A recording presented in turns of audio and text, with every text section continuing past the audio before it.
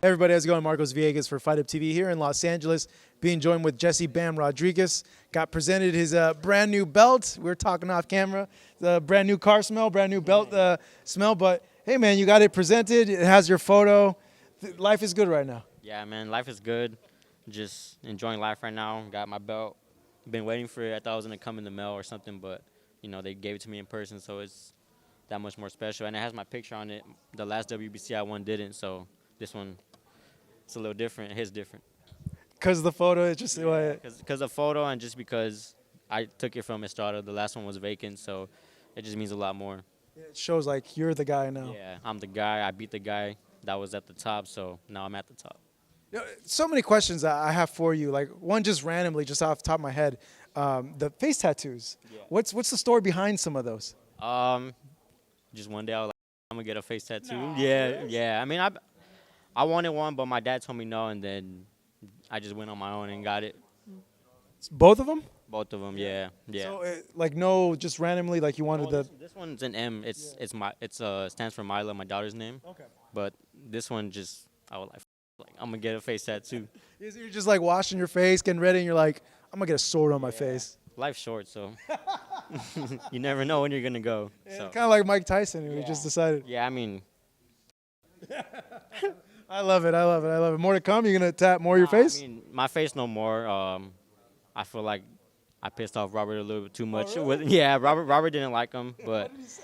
he just like, come on, like, Yeah. don't do that no more. Don't tattoo your face no more. But I mean, there's other tattoos I want to get, just not on my face. Like what? I want to get a portrait of my daughter, and then that'll probably be my next one, and then just get some more traditional tattoos after that. Nice, man. Nice, good stuff. Well, yeah, you had the big knockout win over Gallo Estrada in Arizona the same weekend that Mexico played. How was that night for you? Now that you look back at it, how special was it for you, or what do you make of how you performed and how that night was for you? I mean, that night was the best night of my career, one of the best nights of my life. There was a lot of talks that I was not going to win that fight. So to go out there and perform the way I did, to stop Estrada with the body shot, first fighter to stop Estrada, there was just so much that made it a special night, and I can go on and on about those things, but it was one of the best nights of my career. You know, speaking to people in the gym, people that know you, your talent's undeniable. I think I commented on one of your like earlier fights too and stuff. I don't know, was it your pro debut or was My third fight. Yeah, I remember. Yeah, and even then, like I kind of like knew too, like yo, like this kid's way too good for like just 3-0. Like he's already very polished. Did you expect that type of dominant knockout from Gallo from yourself? Yeah, I did. I was saying, you know, in the build up to the fight that I had what it took to be the first person to stop Estrada, and I just had that confidence in my training and my abilities, and it just went out there. I went out there and showed him that, you know, I'm the real deal. To you as a fighter, like is it like the best feeling in the world when you hear the and like they fall down? Is it like a badge of honor type thing? Like, oh, I'm gonna try to get him to do this, or like when you hear that sound, it's like ding ding ding ding ding, like bonus. I mean, honestly, I thought he was gonna get up, but like when it got to like 6, 7, I knew already that it was over, and then they called it off, and I was like, we did it, like it's over, finally. I didn't know. I heard from the other interview that you did that there's like a potential rematch clause in play. Yeah, That's news to me. Yeah, there was a rematch clause in the contract. So, I mean, if he wants to go through with that, then I have to, you know, fight him again.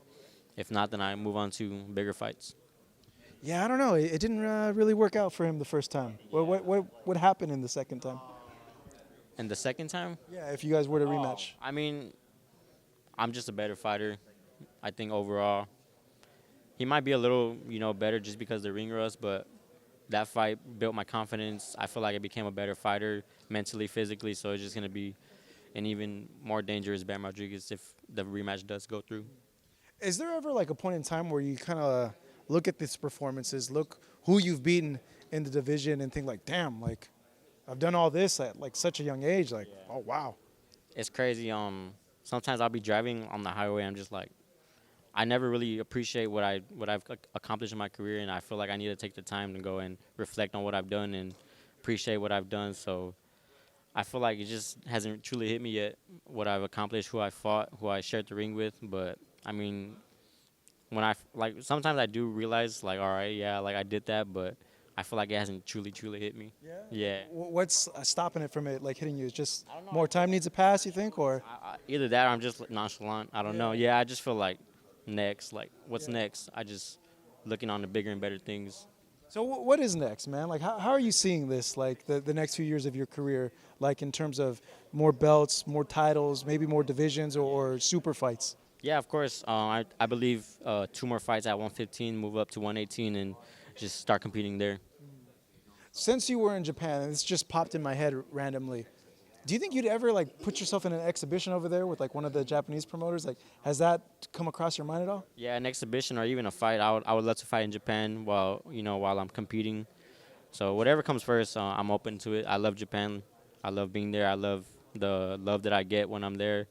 People ask me for autographs all the time, so I just love being out there. You were just over there too, right? Yeah, like 3 weeks ago, me and my girlfriend. What's the thing that you enjoyed the most about being over there? Honestly, probably the McDonald's. The McDonald's. How is it different? They just have different menu items. They have like a teriyaki burger, teriyaki chicken burger. They just have like different things, and then even the McGriddles, they're like fresh with fresh egg. So it's just better out there. But I mean, just being in Japan, it's a lot safer as well. You can walk anywhere at any time, and no one will mess with you. It's just cleaner as well. So I feel like it's a lot better than the States. But I mean, San Antonio is my home, so. It's not funny, but it's interesting that you bring up San Antonio and Tokyo, because the two places. I love San Antonio as a city. I think it's like a cool city to go at. But I've never been to Japan, but I've always heard that the atmosphere is different when there's a fight. Yeah. And I wanted to touch on that with you. Like, how is like that dynamic where it's like all quiet, or you know? I mean, in the U.S., there's like a lot of drunks like screaming and getting wild. In Japan, they're real quiet, and they'll clap. Like if someone lands a shot, they'll clap, and that's about it. Like, you don't never really hear no screaming or anybody yelling dumb stuff and like to the fighters. I don't know. I just feel like they're a lot more respectful to their like people competing there. When you're fighting, do you hear like those weird comments like from the fans? It's rare that I do, to be honest. I usually just hear Robert or my corner, whoever's in my corner. I hear them. I always wondered if fighters ever listen, to the drunk guy that's there in the front, chingatelo, and like saying. One time when I fought in my hometown, my friend was like yelling dumb shit, and I heard it, you just hear it. It just goes through one ear and out the other, but it really doesn't affect you. It's just funny to hear it. Like when you get out the ring and think about it, you just laugh about it. So you look, in good shape. Yeah. I overheard too. You're a little bit more, not a little bit more, a lot more responsible with your food choices. Yeah. How bad was it before? Did you just like pig out like crazy? Yeah, I mean, I would be bored and just start eating like a chocolate bar, or go and get a milkshake, or like I would get like a double meat burger or something like that, just because like, oh, I don't do this when I'm in camp, so I'm gonna take advantage. But now I'm like, I'm not even hungry. I'm just bored, so I just drink a coffee or something. Yeah, whenever I'm bored now, I don't eat. I just, like I said, drink a coffee, and when I do eat, it's not as much. When I was like back then, I would eat, like I would overdo it to the point where I was like gonna throw up. But yeah, I was. Why? I don't know. Just like I said, like I don't do it in camp, so I'm gonna take advantage of the time that I have now. But now I'm just like, I feel like shit when I do that, like health wise. So it's not me no more. How much weight would you put on in between those phases? Shit. I wouldn't even check my weight when I wouldn't even, too scared. But I mean, I like every time I would have to make weight, I made it easy. So I feel like I was able to get away with that just because I'm young. But as time goes on, I hear like older people tell me that things are going to change. It's not going to be that way always. So why, like, just start a healthier lifestyle now that I'm young. So there's one like matchup that I want to see, like just being a fight fan. I don't know, you've heard talk of this opponent, Roman Gonzalez, Chocolatito, the last of the four kings in your division. He did an interview in Nicaragua, I believe, where it was the first time, at least I heard him actually say, like, I would want to have that fight. I know you guys are tied with the same promoter, and he's not really too keen on that fight happening because of the relationship. But what do you make of that talk now? Yeah, I mean, I heard that as well. My dad told me what he said. I mean, it's probably just his competitiveness. Like he said, if the money's right, then he's open to fighting me. And I guess it's the same on this side, too. If I never say no to any fight, but with Chocolatito, there's a lot of respect there. But if he's open to fighting me, then why not? I mean, the respect's still gonna be there. It's just competitiveness at the end of the day. So he wants it. You would want it. Would you guys have to go to Mr. Honda and be like, hey, like, we want, yeah, pretty much. I don't know. I don't know. It's really up to Mr. Honda, I guess. I don't know, but it has to make sense at the end of the day. Has to make money. That's a big fight, especially in Japan. That's a big fight. Yeah, of course. Of course, yeah. We're both huge, big fighters out there, so I believe it'll be a big fight out there. You guys sparred. Let me know a little bit about that. How was that sharing the ring with him and sparring with him? And honestly, based on that experience, how do you see yourself matching up with him? It was an honor to share the ring with him. We got in 24 rounds out of 3 sparring sessions, and I mean each round it was good work. Probably some of the best work I've got in my whole career. And just to share the ring with him, it was like I said, it was an honor. Chocolatito is a legend. He has a ton of experience. But as far as how it will go in the fight, sparring is different from the fight, so it's hard to tell. But there is kind of, I don't know, like a feeling after you share the ring with someone that you think like, when it push comes to shove, I got this guy. Like if I was landing this here, like when it really counts, did you get any sense where you're like, no, I'm gonna get this guy? I don't know. I don't know. One person that believes they're gonna get is your teammate Rayo, going up against Pitbull Cruz. I know he spent the whole camp there with him. Just let me know, you feel he gets a knockout in this fight, and what have you seen that makes you feel that? I believe he can get the knockout if he lands the right punch, but if he has to, he can, box for 12 rounds. I believe he just has to stay smart. Don't lose focus in this fight. Pitbull is a dangerous fighter all 12 rounds, so stick to the game plan. Don't lose focus, and if the timing comes where he's hurt or you catch him, then finish the fight. But as long as the fight goes, stay smart.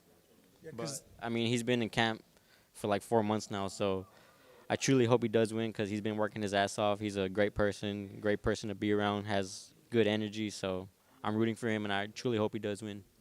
The big thing is with Pitbull is containing the aggressiveness, the pressure. He's going to come and he's going to throw like at a bunch of weird angles, and how to counteract that. Like you as a fighter, I guess, how would you counteract that? Just stay on the outside, use my jab. He has a huge height advantage, huge reach advantage, so use that. Take advantage of your advantages, and like I said, stay smart, stick to that jab, and keep your distance. You can be yelling dumb stuff like your homies? I mean, I'm a quiet person, so to get a yell out of me, it would take a lot. I never even, when my brother would fight, I would never yell, so I just like to watch the fight and enjoy it as a fight fan. They always say the quiet guys are the scariest. Bam, you're a scary dude. Hey, in the ring, outside the ring, you're a gentleman. But Bam Rodriguez here got his new belt here in Los Angeles, cheering his teammate Rayo Valenzuela taking on Pitbull Cruz this weekend here in Los Angeles on his own pay-per-view.